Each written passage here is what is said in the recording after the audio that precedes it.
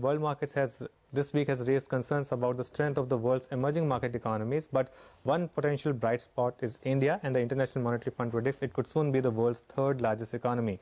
And as part of its India Rising Day, BBC World News spoke to Finance Minister ARUN JAITLEY. BBC's business editor KAMAL AHMED asked the Finance Minister about country's reform momentum going forward. Now, the government has been functioning in an environment where globally, at least, the environment is not very supportive at the moment. Notwithstanding the constraints, Prime Minister Modi's government, almost by the day, is continuing to move and reform in the right direction. And slowly but surely, the results of which are also showing. In an environment there is a relative global slowdown, India seems to be doing reasonably well. We finished last year with 7.3% growth rate. We'll probably finish this year with a slightly better growth rate than that. And next year, hopefully, will be a little better.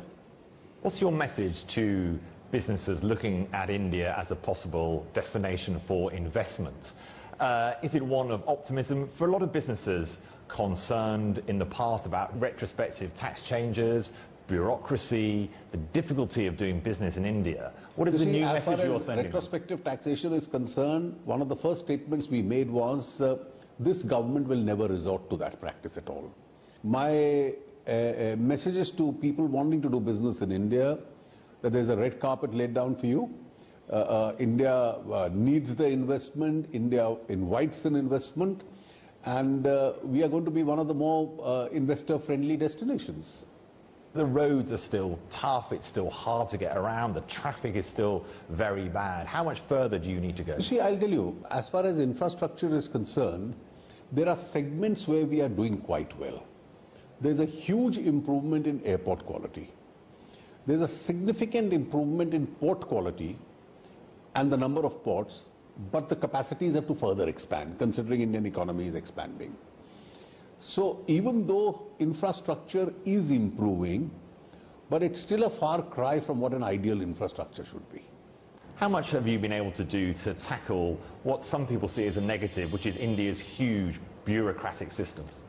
The procedures are a little complicated, and therefore from the central government downwards, right till the states and the municipal bodies, cutting down procedures has been one of the priorities as far as government is concerned.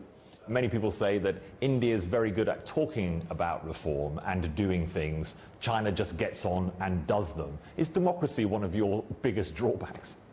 I think democracy is one of our greatest strengths. And as a democracy and a developing society which still has a lot of many poor people, the challenge of reform is always greater. Because you have to convince those segments of society which haven't benefited from the growth processes yet that reforms are good for them. And I think the processes could be slower, but it's a more stable system. All right, we'll take a break on that.